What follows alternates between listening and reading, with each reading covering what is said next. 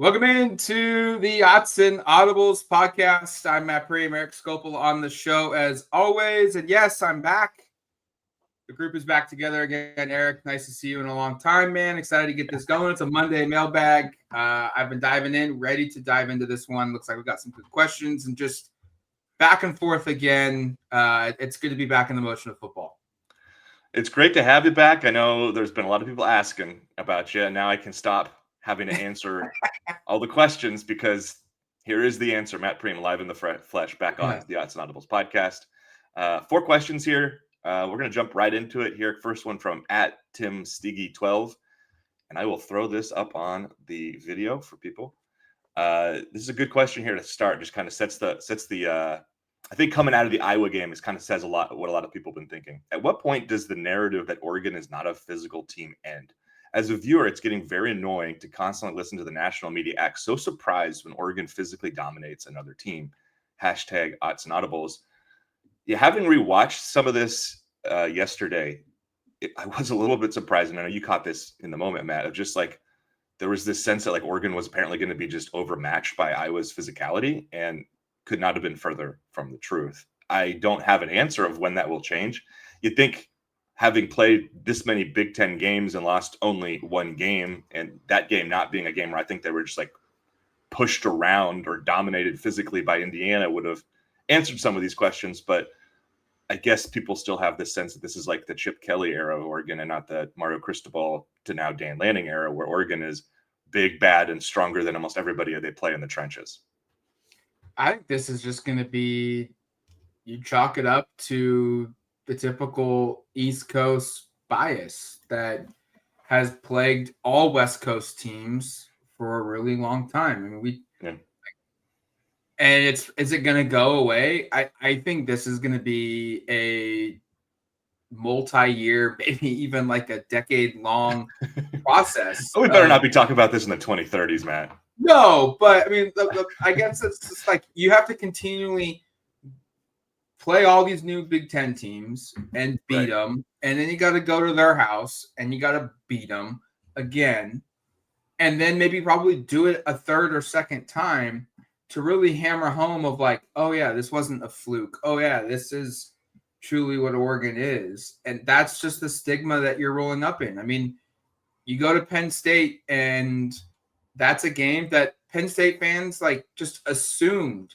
and a lot of people just assumed because Penn State's always been this elite team, and they beat up on a bunch of just poor, mediocre, average offenses in the Big Ten for the last 20 years or so, that their defense is elite. And while they played really well and their defense was stout against Oregon, it doesn't mean that Oregon doesn't have one that's just their equal or a little bit better. And I think that's kind of the same thing here of like Iowa is a very solid program. They're a very stout program. They've got a bunch of strong dudes on defense. They always produce NFL dudes on defense, but that's not to say that Oregon isn't either. So I just think it's just the lack of awareness of new fan bases. And as much as TV broadcasts are familiar with teams, especially Oregon, like Gary Danielson and Brad Nessler, like what they've done maybe now 4 or 5 games total. 3 this year for sure. I can't remember how many they did last year, but 3 this year. So it's like 6 or 7. Like they're still getting themselves adjusted to what a typical Oregon team is. And yeah, like the Oregon program became the Oregon program, and the brand and the image and the like reputation based off of speed, agility, and Chip Kelly years, not the Dan Lanning, Mario Cristobal physical style of football. Because remember, like Dan Lanning's taken it to another level, but you and I were there in 2021. I think that was the year, right, when they went to Ohio State, and they beat Ohio State with bully ball then too. So it's not just been a Dan Lanning thing. It's gone back to even Mario. Yeah, Mario established that trench play dominance, and now Dan has just run with it. And I think coming off the heels of the Iowa game in particular, if there is going to be an inflection point where things change, you'd think it would be now. But frankly, I thought it would be after they beat Penn State in the Big Ten championship game, or after they beat Penn State earlier this year. But like they I don't know if we even really gave him enough credit in the moment, but having rewatched it and kind of looked at the numbers more, like this was an absolutely dominant performance by Oregon in the trenches on basically both sides of the ball. I mean, 261 yards rushing against Iowa. Again, we hit those stats before. Like this is among the best rushing performances against Iowa that they've had since Phil Parker has been there. And this is one of the better defensive coordinators in the country. And then just the fact that, like, I know Iowa finishes with 140 yards on the ground, but on 3 yards per carry. I mean, they ran it 43 times to get there. This was a game where you came away going like, man, these guys are built tough. And it continues. You know, I think one of the things that stood out yesterday as I was kind of looking through where Oregon stacks up nationally, it kind of ties into what you said earlier, Matt, about Penn State and how they've dominated. And it was one of the things I was curious about when Oregon was joining the conference was just like, is this the pathway to having a defense ranked near the top of the national leaderboards? Is you're playing offenses, which frankly are nowhere near as dynamic. Like I was texting with my dad after the game. He was like, it just takes time getting used to the fact that you went 18-16 and it's not like 42-24. And I mean, and it's played out this way where like Oregon is now third nationally in total defense in yards allowed per game. Ohio State's the only team in the Big Ten ahead of them. And they're sixth nationally in scoring defense. And Iowa, Indiana, and Ohio State are all ahead of them. This is a defense that right now, based upon those metrics, is like up there with amongst the very best in the country. I think part of that is there's a ton of talent on this defense, and they're big in front up, you know, at the point of attack. They're obviously extremely athletic on the back end. Linebacker play needs to maybe take a step, but like you just look at this defense and it looks like an elite defense. And then the flip side as well, if we're talking about physicality, coming off that 261-yard rushing performance, this is now the number 6 rush offense in the entire country. Yeah. And they're leading the Big Ten in rushing. I mean, that right there should quiet some of these narratives if you're paying attention. You think a team that's, you know, among the best defenses in the entire country and the best rushing offense in the Big Ten is not a physical football team, and you're surprised that they're dominating at the line of scrimmage. Like, I'm not going to be surprised at all if Minnesota plays out very similarly, where they don't run the ball very much and Oregon rushes for 200 plus yards. So yeah, get used to it. I hope this kind of goes away, because it does feel a bit annoying and a bit disrespectful to what the history of this program has been, and especially since joining this conference. The more you win and the more oftentimes you do these types of things, the less the narrative will be spoken about, and it'll actually be reflected in who you really are. And as long as Dan Lanning is here, it feels like they will always have one of the, you know, better combo O-line, D-line physicalities. And I don't think it's just stops. We'll move to the next question here in a second. Yeah. But it just doesn't stop with just the trenches. Like, I was really impressed with how hard Noah Whittington ran through tackles and made sound tacklers, you know, miss. And, you know, that was really impressive. I think Whittington really showed a lot of his durability, his physicality, and his availability to be able to do what he did in a moment when an offense was really limited, and it didn't really matter what the, you know, Iowa knew a run was coming. They were still going to be able to run through it. And even De'Aaron Hill, his touchdown run runs through like three arm tackles on the way to the end zone and powers through to the goal line. Like, yeah, Oregon looked like the more physical team. And that actually does lead us into this question, which I think this is, I'm just going to say before I even read it, like, yeah, this feels like the identity. This is from @PrincePuddles. Should Oregon continue to lean into the bully ball type of mentality for the rest of the year? Feels like it just fits with this team really well. Strong physical defense, good special teams play, strong run game, and a quarterback with elite arm talent to take shots and make plays downfield. This is the team's identity. I think we wondered about it at times early on in the season. That's natural in September to be kind of like, okay, what is this team's strength going to be? But I mean, honestly, Matt, like the last time we recorded a podcast coming off the Penn State game, I feel like they kind of established that identity, right? That was a game where it took a lot of heavy lifting to get into the score column, right? Like it took a half to get into the end zone. It took them stepping up in big moments late in the game, and they almost pitched a shutout until a late rally from the Nittany Lions there. And then in overtime, they stacked up and got it done. This does feel like the identity of this team, and they should lean into it. And I think, unfortunately, and this is going to jump into a question we'll do in a little bit here, I think they're kind of forced to a certain degree because of some injuries that they're dealing with at wide receiver and tight end, and, you know, in terms of just the skill talent that limits some of what they're able to do throwing the football. But on the defensive side, absolutely. I think the strength of this defense, I guess, is probably the secondary is their best. But man, at the point of attack, the defensive line is big and rugged and physical and able to win in an offense. It's been really fun watching a ground game where it's just like 3 different guys can come in and just plow through people, and 3 different guys can hit explosives, and the run variance and just I know Will Stein takes a lot of shots from fans, probably for not taking enough shots on the field, to be fair. But the variance of the run and the way that they were creative in terms of setting up Iowa, it felt like they were kind of head on a swivel the whole game and didn't know exactly where Oregon was going to be at. And Oregon's lines getting out there and just blowing things up second and third levels. Yeah, like this feels like they should lean into this. And especially against USC and Washington at the end of the season here, like USC, like if you're Oregon to a certain extent, I hate to say it, but if you're not going to have some of these skill guys, you almost want to approach that game like you're Iowa, right? Where it's like, we don't want USC to come out here and just bombs away and get into a shootout if we're without 3 or 4 of our top pass catchers.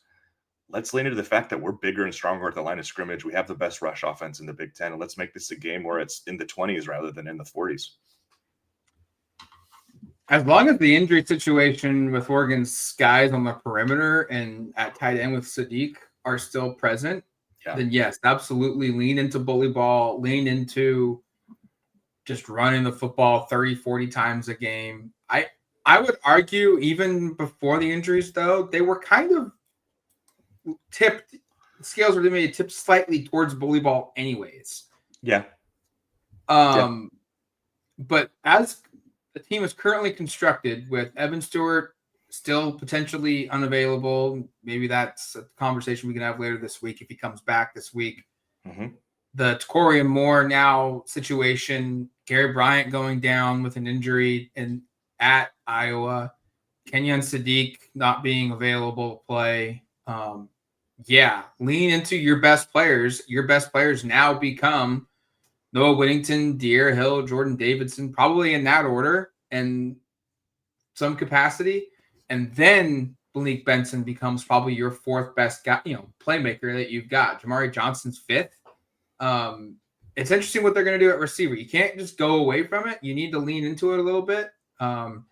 Justice Lowe looked like he was going to have a breakout year last season and for this year, and that's not really happened. Maybe he steps up to the plate. That Kyler Casper injury looms large now.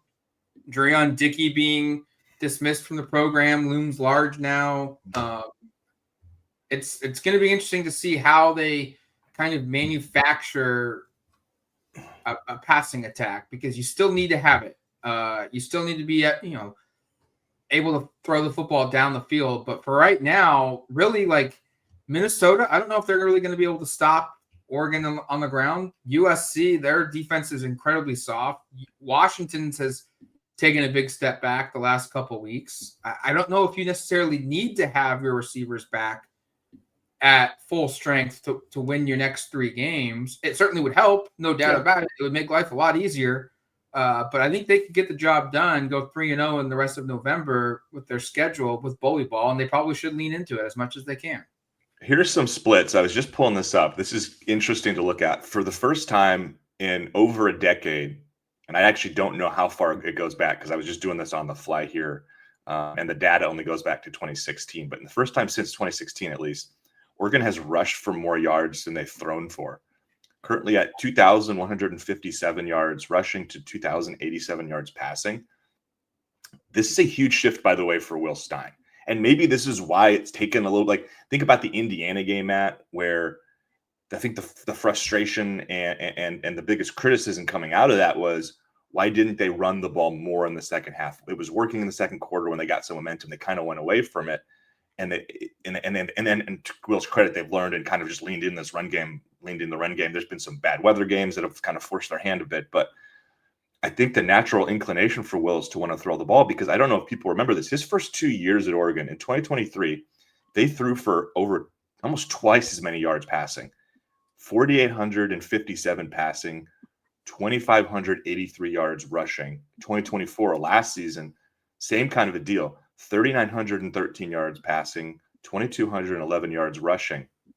Again, I mean, it's crazy. They're 60 yards from reaching last year's rushing total. That just tells you kind of right there. It is. Looking at that and kind of on the fly, that's crazy because that's in 9 games compared to 14 games, and they're 60 yards shy of their total from last year. So there has been a bully ball shift here, and it's working. And maybe it's as simple as, hey, in 2023, you're playing in these Pac-12 games and you're in shootouts. Now you're in.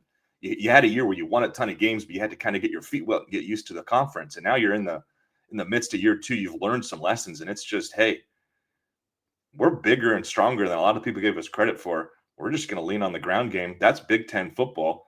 And hey, I know people have been frustrated by Will Stein. Matt was just messaging me before we jumped on, like, hey, I haven't really been on social. Like, I haven't really been following a lot of the fan takes. And I said, the biggest one is now Will Stein is like the least liked coordinator between the two. Like, people have the pitchforks out for him every week. And I understand some of that because you're used to seeing them throw the ball all over the yard. But Oregon is in a great spot right now, 8-1, and it's because they've run the ball a heck of a lot more effectively than at any time, probably going back towards when Marcus Mariota was here, or at least Royce Freeman tail end of that, maybe. Yeah, I'm a little surprised by that. And I think it's just we were so used to watching the.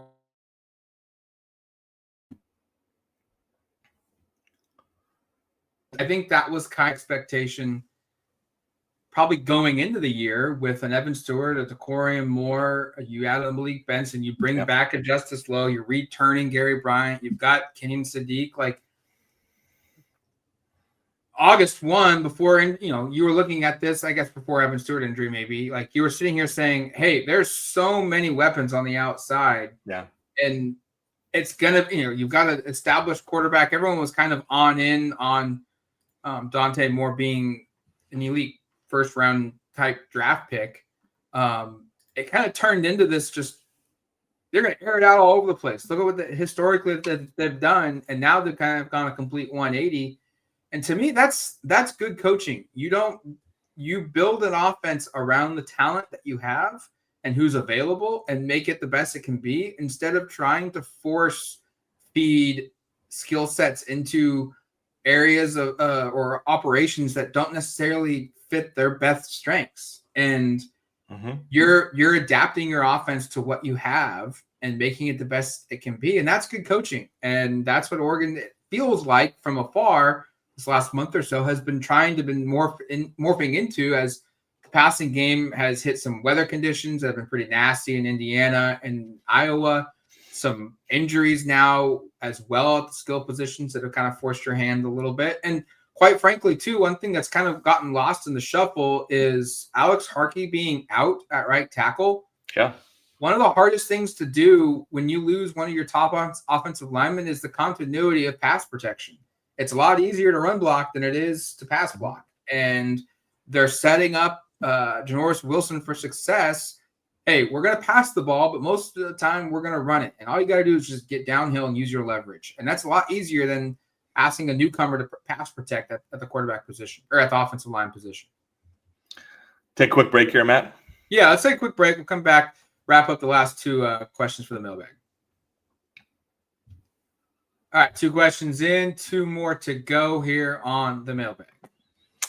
Coming out of the break from at Dylan A. Hoffman, offensively, Oregon ranks about 6th nationally in rushing yards, 239.7 yards per game, but only 67th in passing, 231.9. How big of a concern is the pass attack for you, and what needs to improve for this team to reach its ceiling?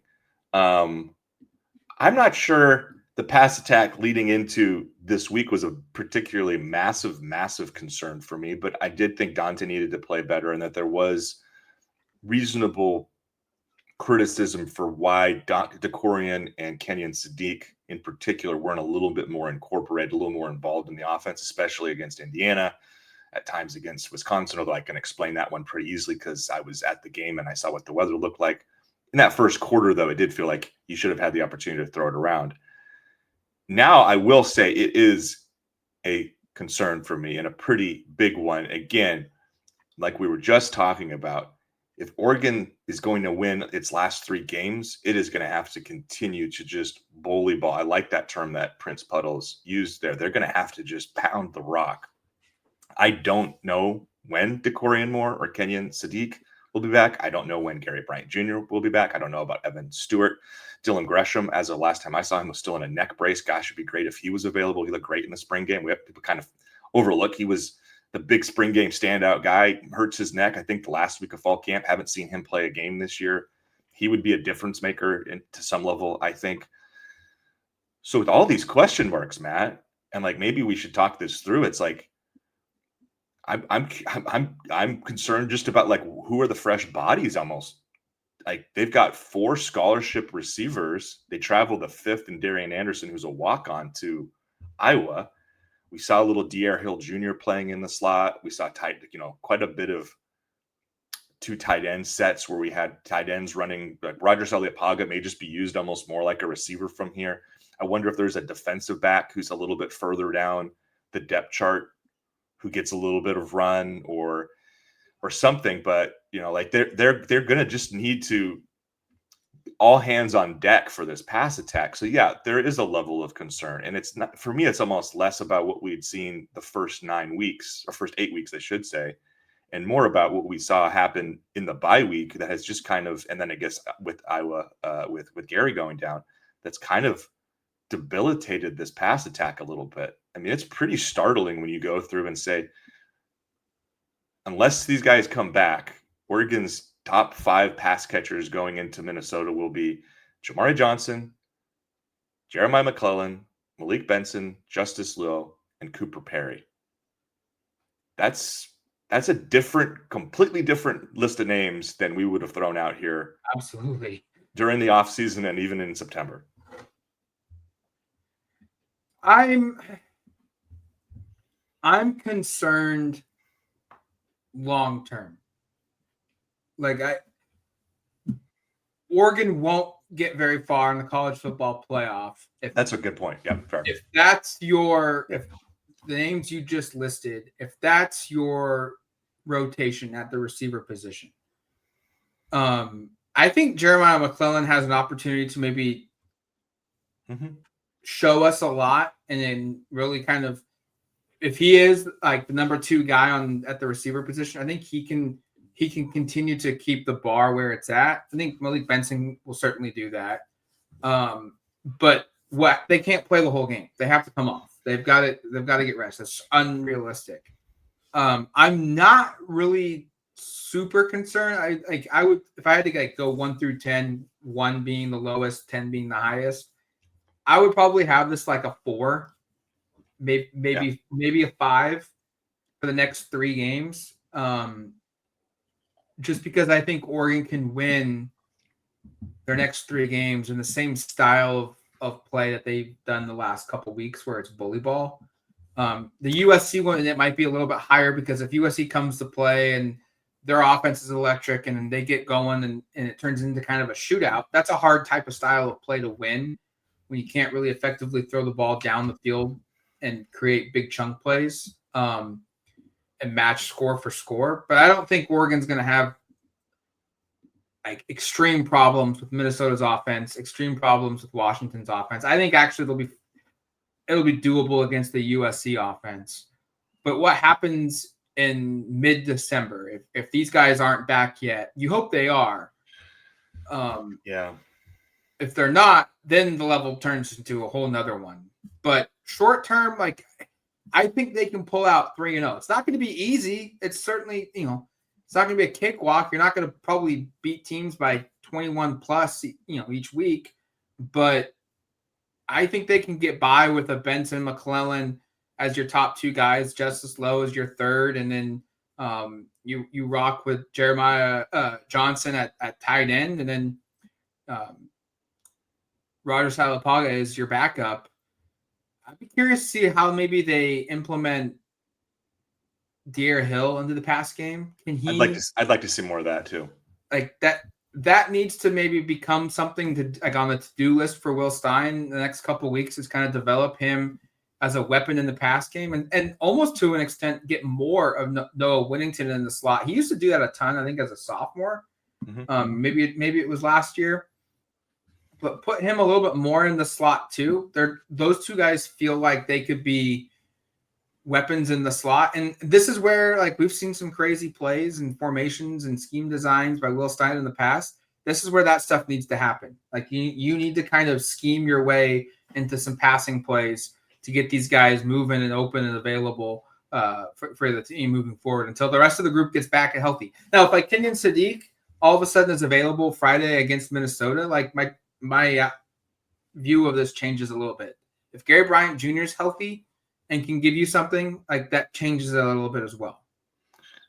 I'm completely with you. Yeah, you framed it right there. And when I was saying earlier, I wasn't a major concern. It was in the context of these last 3 regular season games. If you're talking about the ceiling of trying to play for a national championship, which is still the expectation, and Oregon still controlled its college football playoff destiny, this is a much bigger deal. Because to go out there and conceivably compete with the very, very best teams in the country and win and advance, it would be extremely difficult to do that minus DeCorian, minus Kenyon Sadiq. Evan Stewart never comes back, and you're left with what you have now. And I say left with I know that sounds like a criticism, and it is because it's a step down. I still think Oregon has quite a bit of receiver talent. These are all blue chip recruits, so with the exception of Justice Lowe, like 4 high 4-star guys in a lot of cases. They still have talent. It's not completely like the cupboard is bare. It's just a much less experienced group in a lot of cases, and it's a group that doesn't necessarily have like the continuity and chemistry with Dante, because a lot of these guys weren't playing large snap counts. I mean, Cooper Perry played and Justice Lowe played season highs this last game.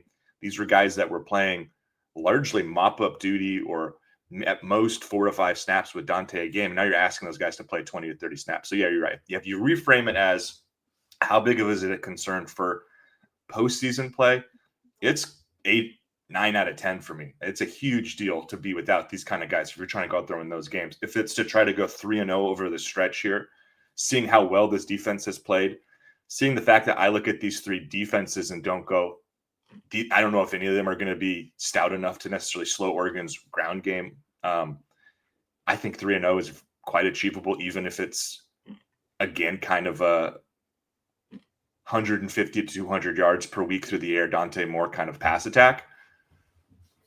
But it gets more difficult when you think about trying to play the very, very best teams that have much better defensive fronts. You get into like thinking about like Ohio State, think about playing a Georgia or an Alabama.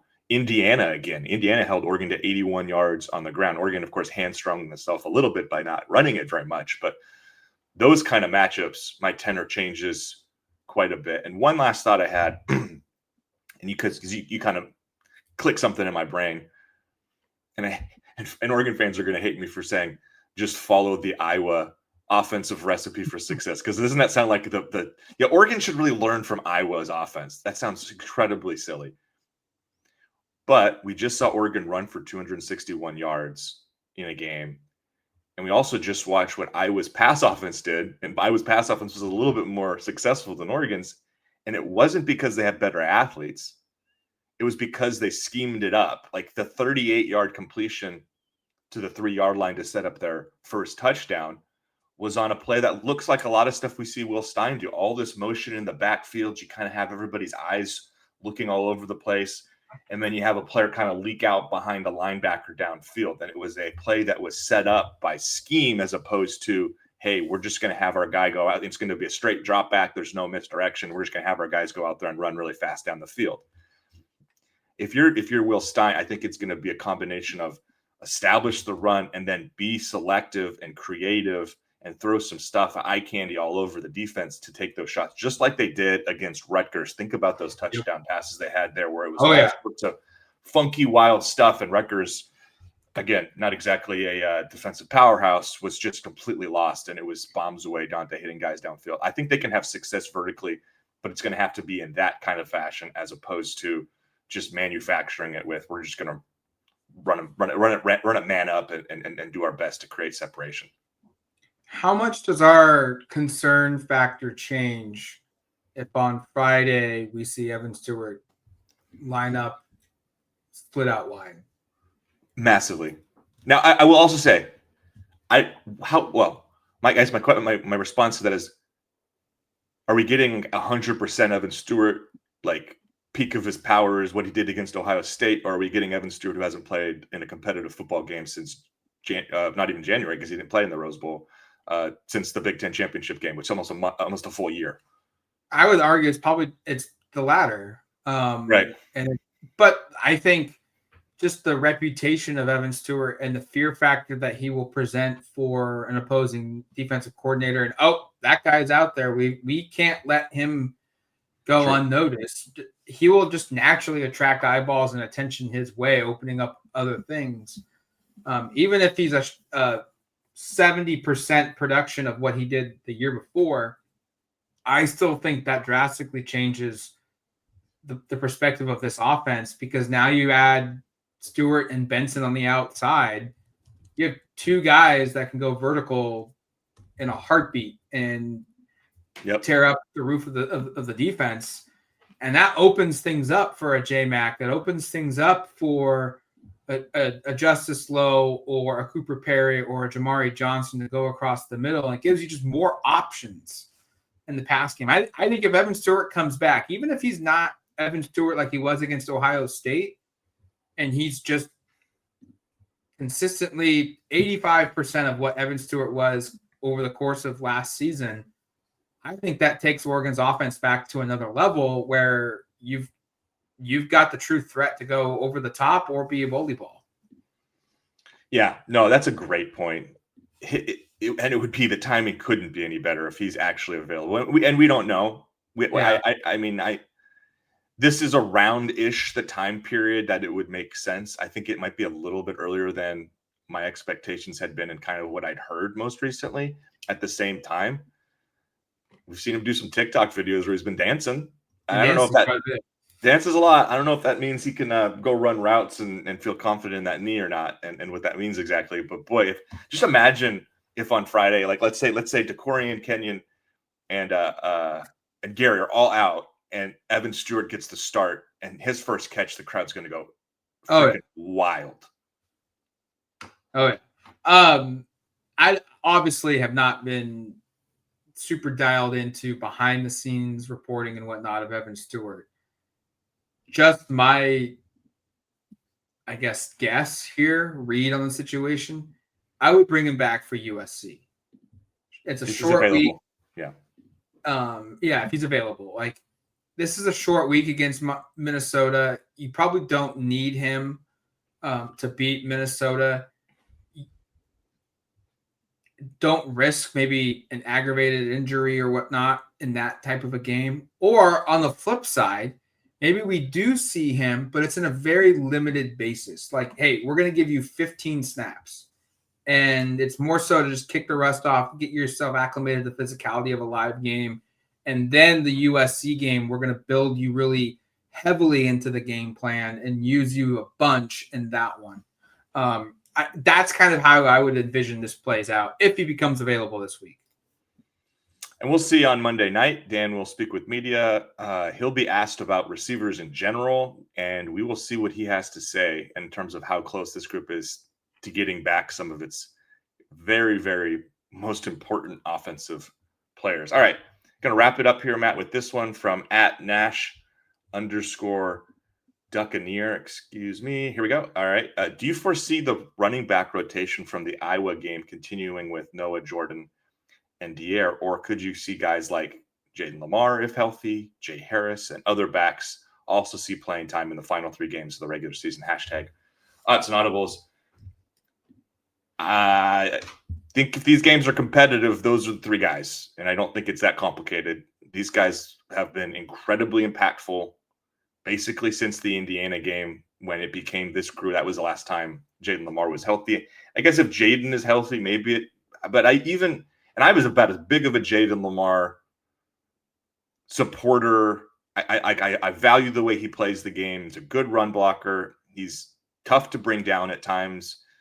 There's a gap, a pretty sizable gap, and you can just see it playing in these bigger games the way Noah, Jordan, and Dier run. I would not incorporate Jaden in a major role, even if he's available. I don't actually expect him to be available immediately anyway, based upon what we've seen. He was in a boot last time I saw him.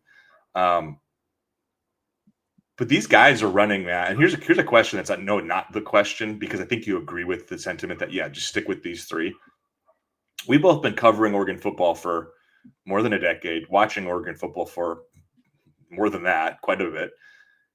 I don't know if I've ever seen this program have three guys quite like this that are all primary running backs. And I the caveat is in my head, I'm also thinking either there was that LaMichael, Kenyon, DeAnthony year, but DeAnthony was like, you could make a Erik Hill, DeAnthony Thomas. He was a gadget back. But like, yeah, he was almost playing almost more receiver, I think, that year. So, but yeah, I know I apologize for not giving you time to like go through your memory break entirely, and you're coming off a break here. So I don't know if you've been thinking through all those years, but I can't think of a time with three more dynamic running backs in a running back rotation at Oregon, and that was on full display against Iowa. Oregon does not win this game if not for contributions from all those guys.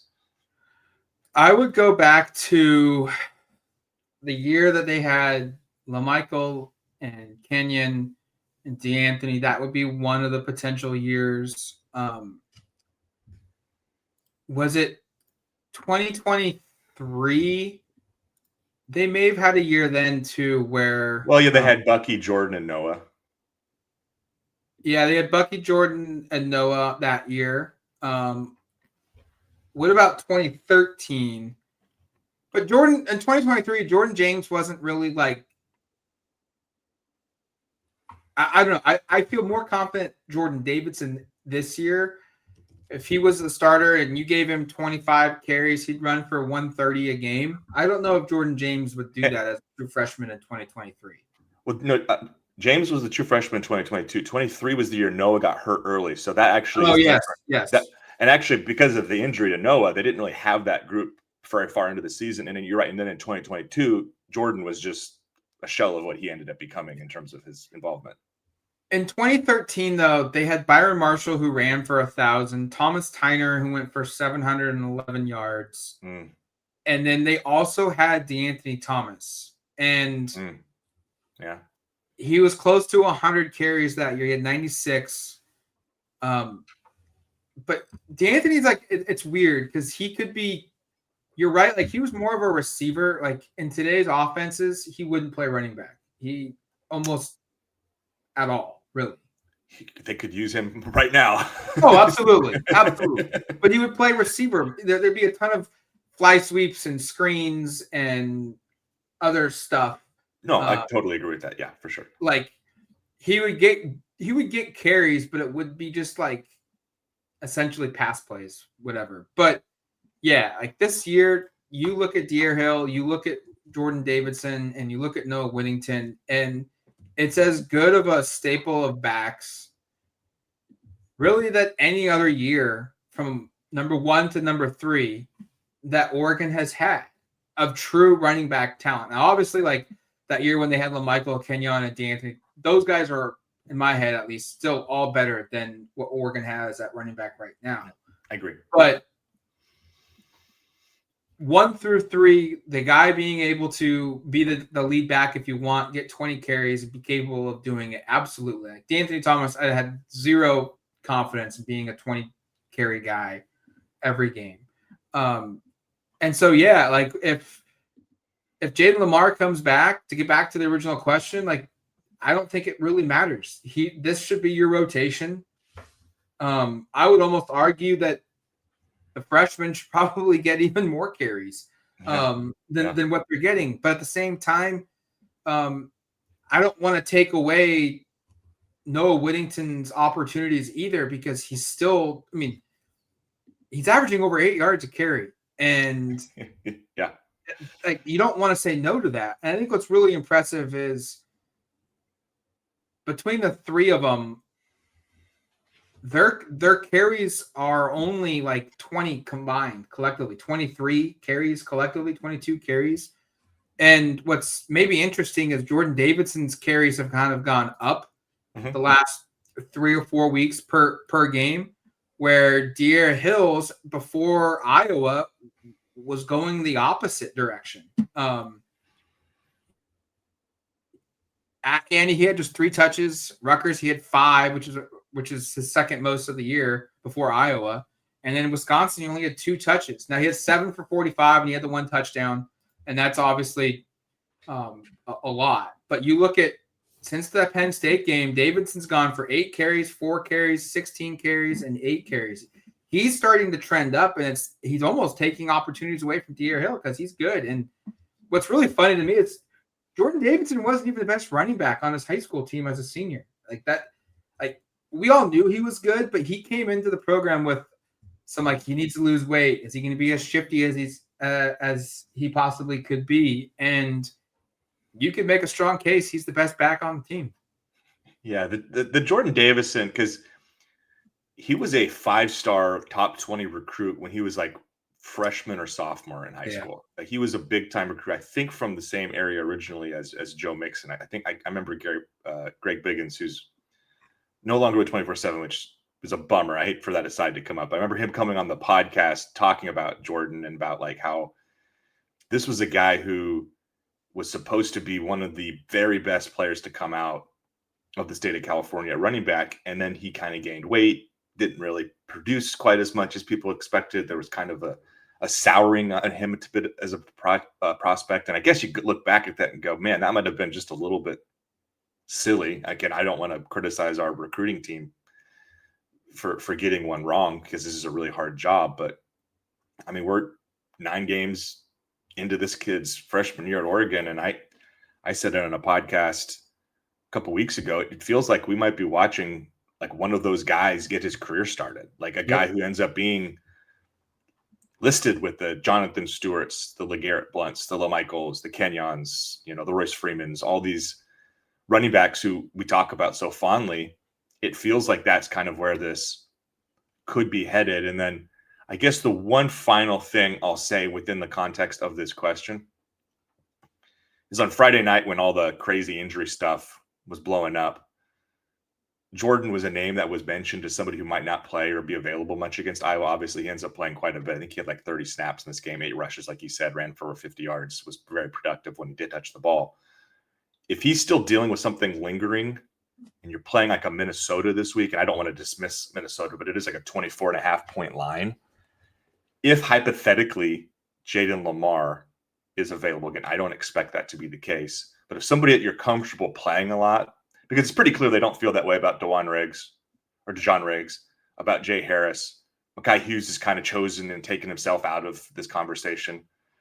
But if you may find yourself in a spot here where if you had somebody available, maybe it would make sense to give Jordan a bit of a break just to get him as healthy as possible for USC and Washington, the tougher games. But I don't even know if they have that luxury right now, because people bring up Lamar, but Riggs was also listed on the injury report. I don't think he's available for a while. And so it's kind of like Jay Harris is really the only other name. And so while we talk so much about the lack of depth at wide receiver, they kind of have the same number of available players at running back. And having 4 running backs is a much different story than having 4 available wide receivers. But it does kind of handicap this conversation of what the rotation should be, because I think Jay Harris is probably the only guy that even has much of a case to play right now, because 2 of the other guys are hurt and the other one is just not going to play the rest of the year because that's his decision to redshirt. Yeah, you have to stick with these 3, and you need to ride them as long as you can. And I think what they've done is a really good job of managing their carries so that none of them are even remotely close to 100 carries in 9 games. It's crazy. So they should be fresh, the last 3 weeks of the season, and then whatever Oregon's postseason looks like. The wear and tear that these guys have on their bodies should be minimal. You say that as one of the most contacted positions in sports. I know. But like, they should be feeling good, and that needs to be a storyline, I think, for the month of November, is just how they've been able to manage these guys to ensure that no one really appears to be overworked at all. And if you're gonna have 3 running backs and they're all elite, to have all 3 of them healthy as can be at this time of the season is a huge plus for the Oregon offense and a huge bonus for where they're going the rest of the year. That's going to do it for us here on the Autzen Audibles podcast. Thank you for submitting the questions. We'll be back later this week with another podcast breaking down Oregon, Minnesota. We'll also give our predictions. We'll get John on the show for that as well. And then we'll have our post-game wrap-up Friday night, early Saturday morning. But until then, you've been listening to the Autzen Audibles podcast. Talk to you later, folks. Good to have you back, Matt.